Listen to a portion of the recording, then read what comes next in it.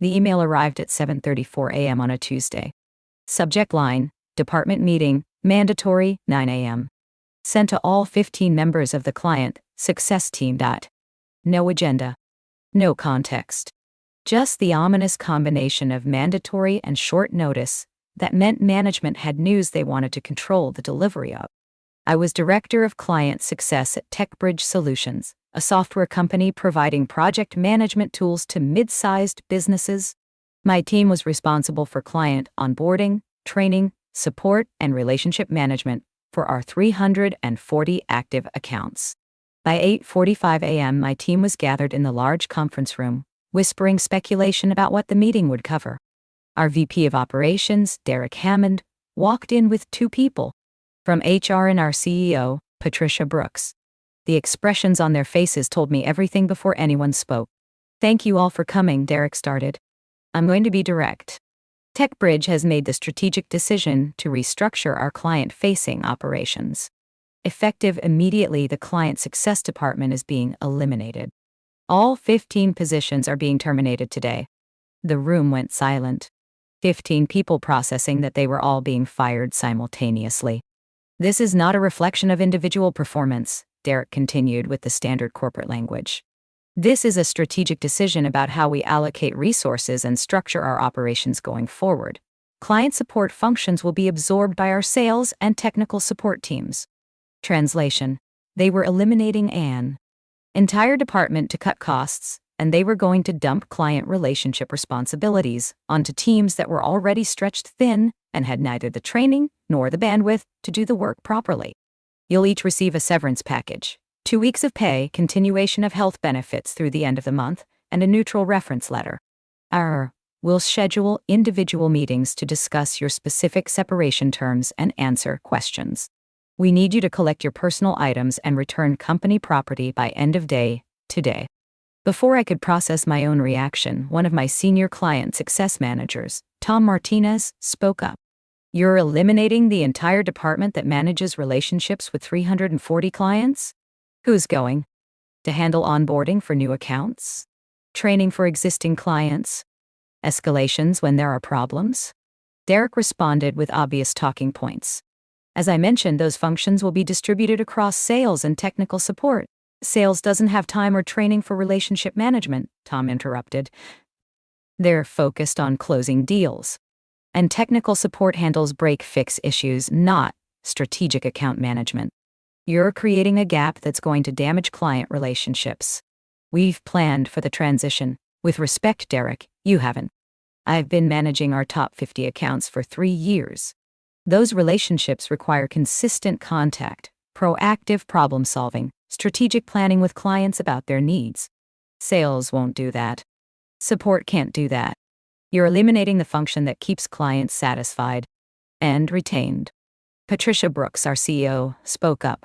"Tom, I understand your concerns, but this decision has been made. The company needs to operate more efficiently, and we believe this restructuring achieves that goal." I raised my hand. "Patricia, quick question. What's our current client retention rate?" I'd need to check the exact number.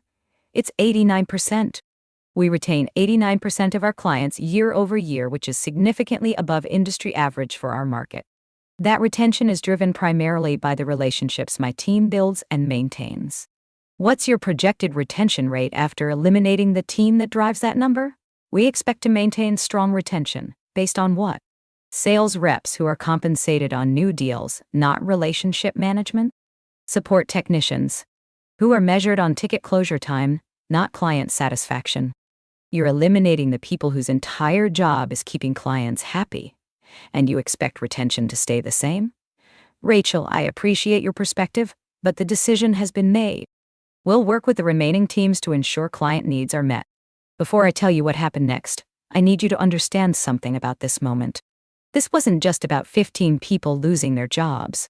This was about a company making a catastrophically short-sighted decision that would damage the relationships we'd spent years building, and assuming that clients would simply accept degraded service because they had no other options.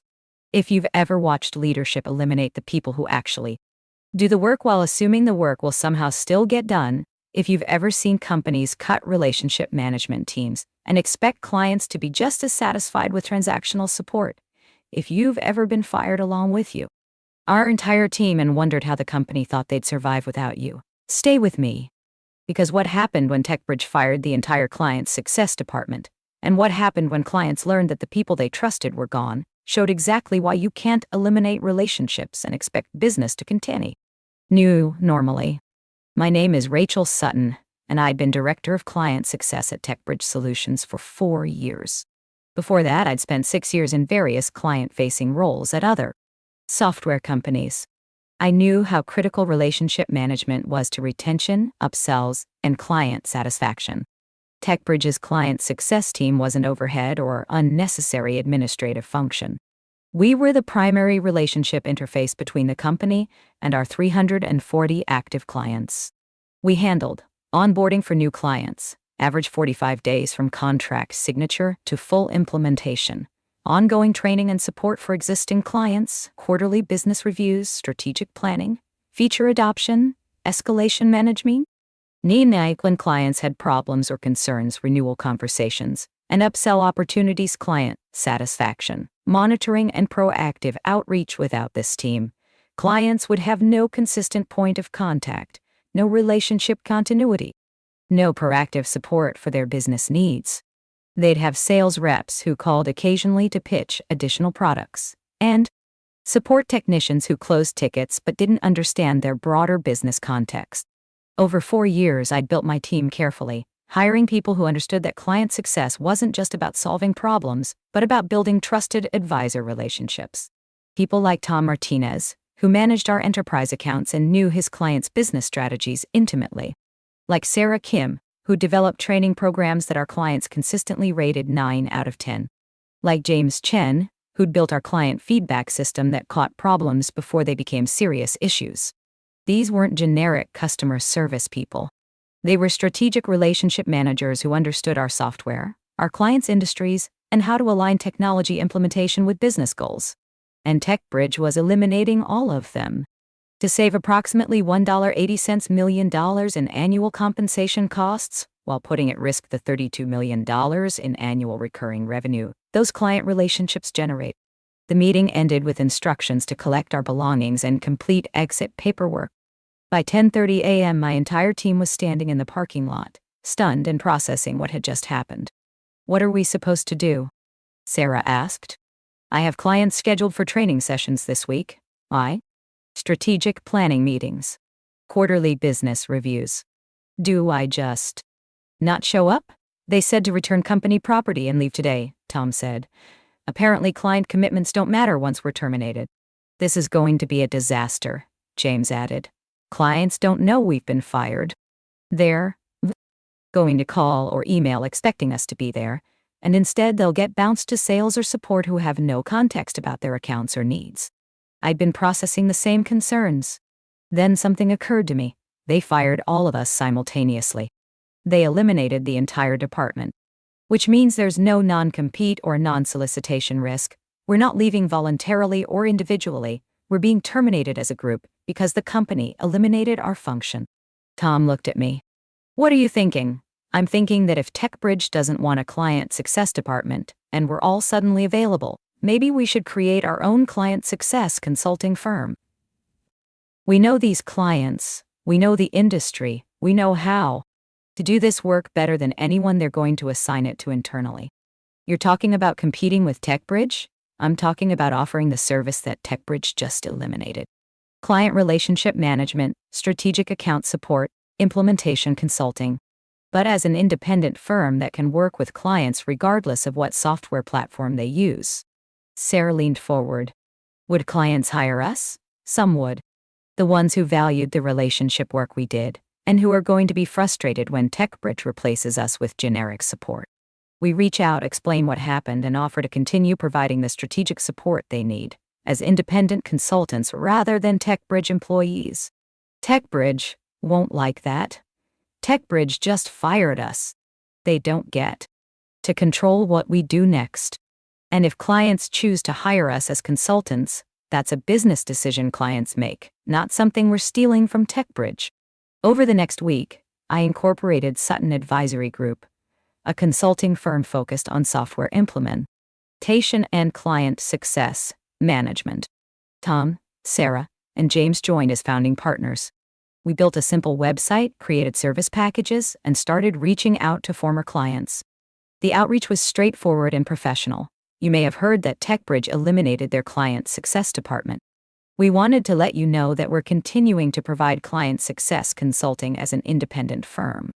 If you're interested in maintaining the strategic support relationship we've built, we'd be happy to discuss consulting arrangements. We weren't bad-mouthing TechBridge. We weren't claiming they'd made a mistake. We were simply informing clients that the team they'd worked with was now available as independent consultants if they wanted to continue the relationship. The response was immediate and significant. Within 3 days, 12 clients reached out expressing interest. Rachel, we heard what happened. TechBridge told us your team was eliminated and that our account would be managed by our sales rep. That's not what we need. We need strategic support, training, and implementation planning. Can you provide that as consultants? Yes. We can provide the same services we provided as TechBridge employees: strategic planning, training, implementation support, business reviews, but as independent consultants. You'd contract with us directly. What about our TechBridge software? Will you still support that? We can still help you maximize the value of your TechBridge implementation. We know the software intimately. We just wouldn't be TechBridge employees, so you'd pay us separately for consulting services. Within 2 weeks, 26 clients, 8% of TechBridge's total client base, had signed consulting contracts with Sutton Advisory Group. Not because we'd recruited them aggressively, but because they valued the relationship management work we'd been doing, and TechBridge had eliminated the team providing it. 3 weeks after being fired, I received a call from Derek Hammond, TechBridge's VP of Operations. Rachel, I'm calling about a situation we need to discuss. We've learned that you've started a consulting firm and that you're working with TechBridge clients. We have concerns about whether this violates non-compete or client non-solicitation agreements. Derek, I reviewed my employment agreement with an attorney. There's no non-compete clause in TechBridge contracts. And the non-solicitation clause prohibits me from soliciting TechBridge clients for employment, not from offering consulting services. Clients are free to hire consultants of their choosing. You're directly competing with TechBridge? TechBridge eliminated the client success function. We're providing a service that TechBridge explicitly decided not to provide. That's not competition. That's filling a gap you created. You're using relationships you built while employed by TechBridge. We're continuing to serve clients who valued the work we did and who chose to hire us as independent consultants. After TechBridge eliminated our positions, those are business decisions made by clients, not solicitation by us. Rachel, several clients have mentioned they're considering canceling their TechBridge contracts because they're unhappy with the support changes. You need to understand that if clients cancel because of your influence, that creates legal issues. Clients aren't canceling because of my influence. They're canceling because TechBridge fired the team that managed their relationships and replaced strategic account management with sales reps and support tickets. If clients are dissatisfied with that change, that's a business problem TechBridge created, not something I'm responsible for. We're prepared to pursue legal action if this continues. Derek, I've consulted with an attorney. We're not violating any agreements. We're not soliciting clients to leave TechBridge. We're offering consulting services to clients who choose to hire us. If TechBridge wants to pursue legal action, our attorney will be happy to respond. But I'd suggest you focus on addressing why clients are dissatisfied with the service changes, rather than threatening former employees whose only crime was finding new employment after being fired. The call ended shortly after. But Derek's concerns were legitimate from TechBridge's perspective. Clients weren't just hiring us as consultants. Some were actively discussing whether to leave TechBridge entirely because the service degradation was so significant. 1 month after being fired, I received an email from one of our former enterprise clients, Martin Healthcare Solutions. The CEO, Jennifer Martin, wanted to talk. Rachel, I wanted you to hear this directly. We're not renewing our TechBridge contract when it comes up in 3 months. The service degradation since your team was eliminated has been unacceptable. We've lost our main point of contact, training support has disappeared, and when we escalate issues, We get routed to support tickets instead of strategic problem solving. Jennifer, I appreciate you telling me. But you should know, my consulting firm isn't positioned to replace all the services TechBridge provides. We do relationship management and strategic support, but we don't provide the software platform. We understand. We're evaluating alternative software platforms that have better client success infrastructure. We'll likely move to one of TechBridge's competitors and continue working with your consulting firm for implementation and ongoing support. You're switching platforms because of the service changes? Partially. But more fundamentally, TechBridge's decision to eliminate your team told us something about their priorities. They're optimizing for short-term cost reduction rather than long-term client relationships. That's not a vendor we want to depend on for critical business software. Over the next 3 months, 8 clients left TechBridge entirely, canceling contracts worth approximately $2.80 million annual recurring revenue. Not because we'd recruited them to leave, but because they'd experienced the service degradation that resulted from eliminating the client success team and decided to find vendors who prioritized client relationships. 5 of those 8 clients hired Sutton Advisory Group to help them select new platforms and manage implementation. We ended up working with them on competitor software, ironically using our deep knowledge of TechBridge's platform to help clients transition away from it. 6 months after being fired, Sutton Advisory Group had grown to 8 employees and $1.20 million in projected annual revenue. We worked with 47 clients, 26 still on TechBridge's platform who hired us for supplemental consulting, and 21 who'd moved to competitors and hired us for implementation and ongoing support. TechBridge, meanwhile, was dealing with consequences Derek and Patricia hadn't anticipated. Client retention had dropped from 89% to 76% in 6 months. Client satisfaction scores had fallen from 8.410 average to 6.710. Sales reps were complaining that they were being asked to do relationship management work they weren't trained for and didn't have time to do. Support tickets had increased 45% because clients had no proactive account management, preventing problems. Several clients had filed formal complaints about declined service quality 8 months after the mass firing. I received a LinkedIn message from Tom Chen, who'd been a client success coordinator on my team and who'd stayed at TechBridge when the rest of us were fired. He'd been on vacation the day of the termination and had been reassigned to sales operations rather than fired. Rachel, thought you'd want to know. TechBridge is rebuilding the client success team. They're hiring a director of client success and planning to staff back up to about 10 people. Apparently, the client retention issues and satisfaction decline made the board realize that eliminating the department was a mistake. Are they admitting that publicly? Not officially. The internal messaging is that they're enhancing client-facing capabilities and investing in relationship management infrastructure. But everyone knows they're rebuilding what they eliminated, just with fewer people and lower budgets. Are they reaching out to any of us about coming back? Derek asked me if I thought any of the former team would consider returning. I told him probably not. Most of you have new roles or started the consulting firm. Plus, why would you return to a company that fired your entire team? That's my thinking. We've built something good here. The clients who value relationship management have found us. Why would we go back to a company that demonstrated they don't value this work? 1 year after being fired, I was speaking at a software industry conference. My session was titled When Companies Eliminate Relationship Management, a Case Study in Client Exodus. 1 year ago, I told the audience, I was director of client success at a mid-sized software company. I led a team of 15 people managing relationships with 340 clients. Our retention rate was 89%, significantly above industry average. Our client satisfaction scores were consistently 8 out of 10. Then, on a Tuesday morning, the entire team was fired. All 15 of us. The company eliminated the client success department to reduce costs. They announced that sales and support would absorb our functions. They expected clients to accept this change quietly. After all, clients had contracts. They were invested in the platform. Switching costs were high.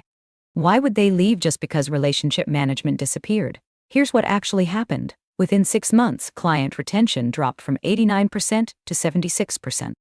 8 clients canceled contracts entirely, representing $2.80 million in lost annual revenue. Client satisfaction scores fell by 1.7 points. Support tickets increased 45%. Why?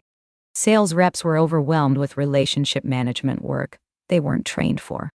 Meanwhile, 4 of us from the fired team started a consulting firm.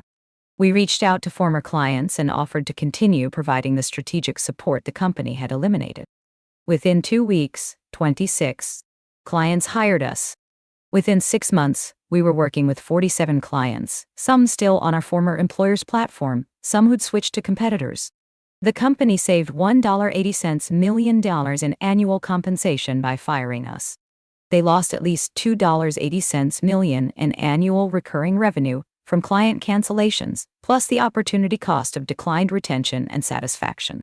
That's before accounting for the cost of rebuilding the client success team they eliminated. Here's what this case study teaches. You cannot eliminate relationship management and expect relationships to maintain themselves. Clients don't stay because of contracts or switching costs. They stay because they're satisfied with the value they receive and the relationships they've built with your team. When you fire the people who manage those relationships, you're not eliminating cost. You're eliminating the asset that generates retention and growth. And you can't assume that remaining employees who aren't trained in relationship management will successfully absorb those responsibilities on top of their existing work. The company that fired my team learned this lesson. The expensive why. Why? They're now rebuilding the function they eliminated, hiring new people, training them, trying to repair relationships with the clients who stayed and rebuild trust that was damaged by the service degradation. Meanwhile, the team they fired has built a successful consulting business serving the clients who valued the work we did. Several clients left the platform entirely because they decided they didn't want to work with a vendor who demonstrated such poor understanding of what drives client success. After the presentation, a woman in her 40s approached me. Rachel, I'm dealing with something similar. My company is talking about eliminating our customer success team to cut costs. Leadership claims that account executives can handle relationship management alongside sales. As the director of customer success, I'm trying to explain why this is a bad idea, but I'm not being heard. What would you advise? Document everything. Client retention rates, satisfaction scores, revenue from upsells that come through relationship management, problems that were prevented by proactive account management. Create a financial model showing what happens if retention declines even a few percentage points. Make the business case that your team isn't cost, therefore revenue protection. What if leadership eliminates the team anyway? Then you have a decision. Do you want to work for a company that doesn't value relationship management? If they eliminate your team, you and your people have expertise and client relationships that are valuable to other employers or to your own consulting firm. You're suggesting we start a competing business? I'm suggesting you recognize that if a company fires you, they've freed you to use your expertise elsewhere. Clients don't belong to companies. They choose who to work with based on value and relationships. If you've built strong relationships and your employer eliminates you, some clients will want to continue those relationships through alternative arrangements. Isn't that disloyal to the company?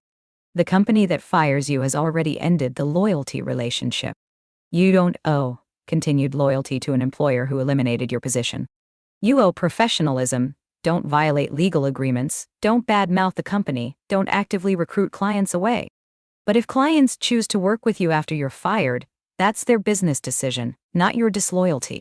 18 months after being fired, Sutton Advisory Group had grown to 12 employees and $2.40 million in annual revenue. We'd expanded beyond just former TechBridge clients. Our reputation for effective client success consulting had spread, and we were now working with clients across multiple software platforms and industries. TechBridge had rebuilt their client success team to about 8 people, roughly half the size of the original team. But they were still dealing with retention challenges, and several major clients who'd left after the department was eliminated hadn't returned. 2 years after the mass firing, I ran into Patricia Brooks, TechBridge's former CEO. She'd left about 6 months earlier at an industry event. She approached me during the networking reception. Rachel, I wanted to say something. The decision to eliminate the client success team was a mistake. I know that now. The retention and satisfaction impacts were more severe than we anticipated, and rebuilding the function has been expensive and difficult. I appreciate you acknowledging that. I was focused on reducing costs and improving margins. The CFO had projected that eliminating $1.80 million in compensation would significantly improve our profitability. What we didn't properly model was the revenue risk from declined retention and satisfaction. That's what I tried to explain in the termination meeting. An 89% retention rate wasn't automatic. It was the result of consistent relationship management work. Eliminate the work, and retention declines. You were right. And I'm sorry we didn't listen. For what it's worth, the board eventually recognized the mistake. That's part of why I'm no longer CEO. They lost confidence in my judgment after the client success situation. What happened to Derek? He left about a year ago. He's at another company now, hopefully applying the lessons from TechBridge. What about the team we rebuilt? How are they doing? They're working hard, but they're dealing with damage from the initial decision. Some clients still reference the period when TechBridge didn't have client success support as a reason they're skeptical about renewal. Rebuilding trust is harder than maintaining it. That's one of the key lessons. You can't eliminate relationship infrastructure and then rebuild it without consequences. Some clients will remember that you eliminated them once, and they'll always wonder if you'll do it again when financial pressures increase.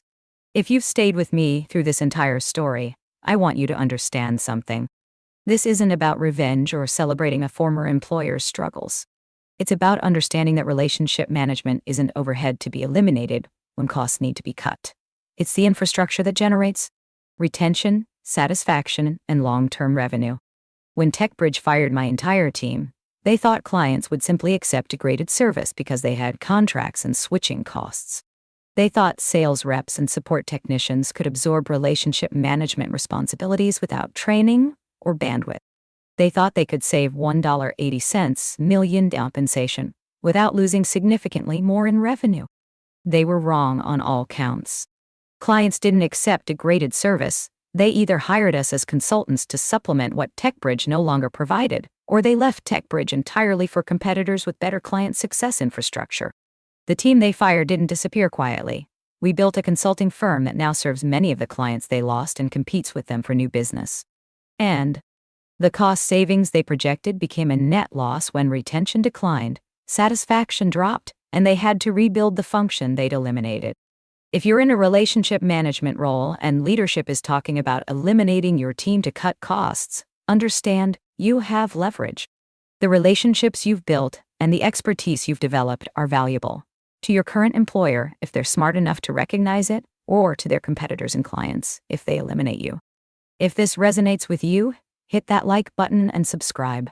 Share your experiences in the comments about being fired along with your team or watching companies eliminate relationship management functions. Those stories help others understand why these roles matter and what happens when they're eliminated.